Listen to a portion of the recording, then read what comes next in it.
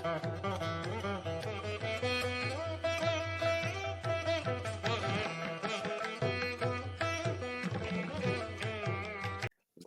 நான் உங்கள் அன்பான சயின்டிபிக் வேதிக் அஸ்ட்ராலஜர் அஸ்ட்ரோரஞ்சி பேசுகிறேன். நல்லது நினைப்போம், நல்லதே நடக்கும். தொடர்ந்து நம்மளோட வீடியோஸ்லாம் பார்த்துட்டு இருப்பீங்க நம்புகிறேன். சயின்டிபிக் வேதிக் அஸ்ட்ராலஜி முறையில் ஒளி தத்துவம் எப்படி ஒரு மனித வாழ்க்கையில் ஒரு தாக்கத்தை கொடுக்குதுங்கிறது பார்த்து கொண்டு இருக்கிறோம். நம்மளோட சேனல் ஃபஸ்ட் டைம் வரவங்க மறக்காமல் சப்ஸ்கிரைப் பண்ணுங்கள், ஃப்ரெண்ட்ஸ் அண்ட் ரிலேட்டிவ்ஸ்க்கு ஷேர் பண்ணுங்கள்.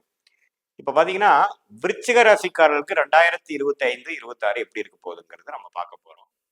விருச்சிக ராசிக்காக பார்த்தீங்கன்னா காலப்புருஷ தத்துவத்தில் 8ஆம் ராசி, செவ்வாய் தான் அதோட அதிபதி. சரி, இப்போ ஆண்டு கிரகம் வைத்து நம்ம 25, 26 எப்படி இருக்குன்னு பார்க்க போறோம். 25 மார்ச் ஏப்ரல்ல பார்த்தீங்கன்னா சனி பயிற்சி, ராகு கேது பயிற்சி, அடுத்த ஒரு சில வாரங்களில் குரு பயிற்சி நடக்குது. இத்தகைய பயிற்சிகள் விருச்சிக ராசிக்காரர்களுக்கு ஒரு அடுத்த 2 வருஷத்துக்கு அப்படிதான் இருக்க போறாங்க. ராகு 1.5 வருஷம் எடுத்துக்கிறார் ஒரு பயிற்சியான ஒரு ராசியில. அதே சமயத்துல குரு 1 வருடம் எடுத்துக்கிறார். அதே சமயத்துல சனி 2.5 வருடம் ஒரு ராசியில தான் சஞ்சாரிக்க போகிறார்.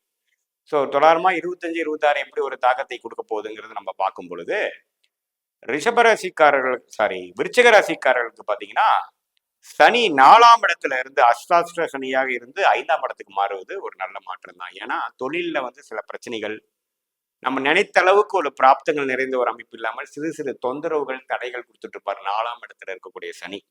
அப்புறம் 10ஆம் பார்வையை ராசியையும் பார்க்குறாரு பார்த்தீங்களா. ஸோ மைண்டு கொஞ்சம் செட்டில் ஆகாத சில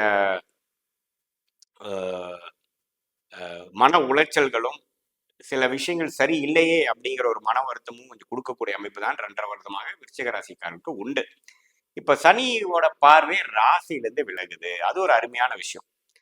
ஸோ அந்த ஒரு விஷயம் பார்த்தீங்கன்னா ஒரு உற்சாகப்படுத்துகிற மாதிரியும், ஒரு விருச்சிக ராசிக்காரர்கள் மாணவர்களாக இருந்ததுன்னா அவங்க இன்னுமே கொஞ்சம் சுறுசுறுப்பாகிற மாதிரியும், ஒரு வேலையில் இருக்கிறவங்களா இருந்தாங்கன்னா இன்னும் கொஞ்சம் உத்வேகமாக வேலை செய்வதும், சென்ஸ் ஆஃப் பர்பஸ் இருக்கிற மாதிரியும், அதே சமயத்தில் தொழிலதிபர்களாக இருக்கும் பொழுது பழைய பிரச்சனைகளும் பழைய தொந்தரவுகளும் இருந்து நீங்கி கொஞ்சம் உத்வேகமாக தொழில் அபிவிருத்தி செய்யக்கூடிய அமைப்புகளும் கொடுக்கதான் செய்கிறது. ஏன்னா 4ஆம் இடத்த சனி நீங்குவது ஒரு நல்ல அமைப்பு. அதே சமயத்துல குரு ராசியில் இருந்த குரு 8ஆம் இடத்துக்கு 2ஆம் வீடு என்று சொல்லப்படுகிற தனுசையே பார்க்கிறார். ஸோ 2ஆம் வீட்டுக்கு 2ஆம் வீட்டு அதிபதியை பார்ப்பது பார்த்தீங்கன்னா பண விஷயத்துல, நிதி விஷயத்துல அருமையான ஒரு விஷயம்.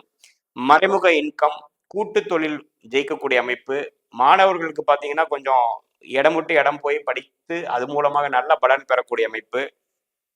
எல்லா வயதினருக்கும் ஒரு நல்ல மாற்றத்தை கொடுக்கக்கூடியது. ஏன்னா 8ஆம் இடத்துக்கு குரு போகிறது பார்த்தீங்கன்னா வெளிநாடு சம்பந்தப்பட்ட விஷயங்கள், ஸ்டாக் மார்க்கெட், கூட்டு தொழில்கள், அடுத்தவங்க மூலமா வரக்கூடிய பணம், லாட்ரி டிக்கெட், மாமனார் சொத்து வர்றது, நம்மளுடைய பூர்வீகத்தை பிரித்து கொண்டு பிரச்சனைகளை, ஒரு எந்த ஒரு சொத்து பிரச்சனைகள் இருந்தாலும் அதை பிரித்து கொஞ்சம் ஆதாயம் பெறுவதல், இது மாதிரி நம்ம போய் சம்பாதிக்காத விஷயங்கள் மூலமாக ஆதாயம் பெறுவது, கூட்டு விஷயங்கள், போட்ட இன்வெஸ்ட்மெண்ட் பெரிய அளவுல வர்றது, வாங்கி போட்ட இடம் நல்ல ஒரு ரேட்டுக்கு விற்கிறது, அது மாதிரி விஷயங்கள்லாம் மூலமாக பிராப்தங்கள் நிறைந்த ஒரு காலகட்டமாக குரு 8ஆம் இடத்துக்கு போவது கொடுக்குதுங்க. ஏன்னா 7ஆம் பார்வைங்கிறது ஒரு மிகவும் ஒரு பலமான பார்வை. 2ஆம் வீடு தன்னோட வீட்டையே பார்க்கிறார்.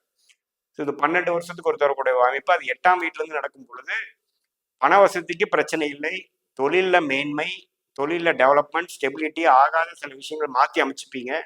விருச்சிக ராசிக்காரர்களுக்கு ஒரு நல்ல அமைப்பு தான். அதே சமயத்துல 5ஆம் இடத்துல ராகு இருந்து 4ஆம் இடத்துக்கு வருகிறார் அப்படின்னா தாயார் உடல்நிலை கொஞ்சம் பார்க்கணும்.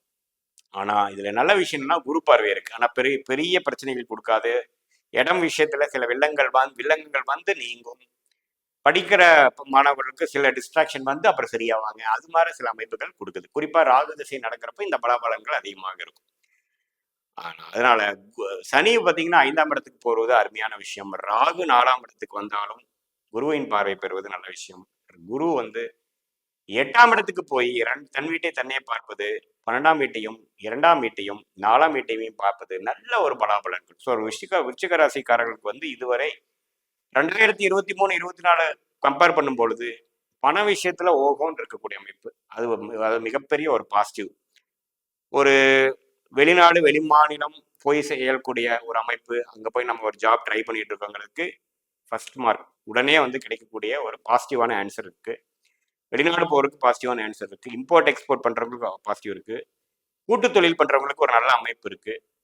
ஸ்டாக் மார்க்கெட்ல இருக்கிறவங்களுக்கு ஒரு நல்ல ஒரு முன்னேற்றம் இருக்கு. ஸோ இதுதான் வந்து ஒரு பாசிட்டிவான விஷயமாக நம்ம விருச்சிக ராசிக்காரர்களுக்கு எடுத்துக்கணும். எது கொஞ்சம் கவனமா இருக்கணும் அப்படின்னு பாத்தீங்கன்னா, தாயார் உடல்நிலை, வீடு இடம் சம்பந்தப்பட்டது, உங்களுடைய உடல்நிலை விஷயங்கள் கொஞ்சம் பார்த்துக்கணும். நம்ம அலைச்சல்ல இருந்துட்டு நம்மள அப்படியே பார்க்காம விட்டுறக்கூடாது. அதே சமயத்துல மாணவர்கள் கொஞ்சம் கான்சென்ட்ரேஷன் கொஞ்சம் பார்த்துக்கணும். அதே சமயத்துல 5ஆம் இடத்துக்கு சனி போறதுனால குழந்தைகளுக்காக சில கவனங்கள் கொடுத்து அவங்களுக்கு வேணுங்கிற செலவுகள், அவங்களுக்காக படிக்கக்கூடிய விஷயத்துக்காக நம்ம செலவு பண்றது, அவங்களுக்கு கல்யாண காட்சிகள் போய் செய்து முடிக்கிறது, இது மாதிரிலாம் கொஞ்சம் ஜாதகருக்கு வந்து 5ஆம் வீடு என்று சொல்லப்படுகிற புத்திரஸ்தானத்துக்கு வருவதனால சில ஆக்டிவிட்டி, சில முயற்சிகள், சில தன்முனைப்போட சில விஷயங்கள் செய்து, சில கஷ்டங்கள் பட்டு, பண விரயங்கள் பட்டு சில விஷயங்கள் நம்ம பண்றோம், சுப விரயம் பண்ணி கொடுக்குறோம், ஓரளவுக்கு செட்டில்மெண்ட் பண்ணோம், அப்பாடான் இருக்கே அப்படிங்கிற சில அமைப்புகள் கொடுக்குறார். ஆனா அதுக்கு நிறைய நம்ம உழைக்க வேண்டியிருக்கும். அது மாதிரி ஒரு அம்சங்கள் நிறைந்த ஒரு பலாபலன்கள் நிறைந்த ஒரு 2025-26ஆக விருச்சிக ராசிக்காரருக்கு உண்டு. பொதுவாக பார்க்கும் பொழுது இது நல்ல ஒரு சேஞ்ச் ஆஃப் லைஃப் ஆஸ்பெக்ட்ஸ் கொடுக்குது. கண்டிப்பாக 23-24 கம்பேர் பண்றப்போ நல்ல அமைப்பு தான். இது வந்து பொதுவான பலனை தவிர உங்களுடைய தசாபுக்திகள் எப்படி போயிட்டு இருக்கு, நீங்க என்ன லக்னத்துல பிறந்திருக்கீங்க, விருச்சிக லக்னமே பிறந்திருக்கீங்களா, வேற லக்னம்னா அந்த லக்னத்துக்கு எந்த தசைகள் போயிட்டு இருக்குங்கிறதெல்லாம் பார்த்து தான் இன்னுமே துல்லியமான பலன்கள் நம்ம சொல்லலாம். மீண்டும் மற்றொரு காணொலியில் சந்திப்போம். நன்றி, வணக்கம்.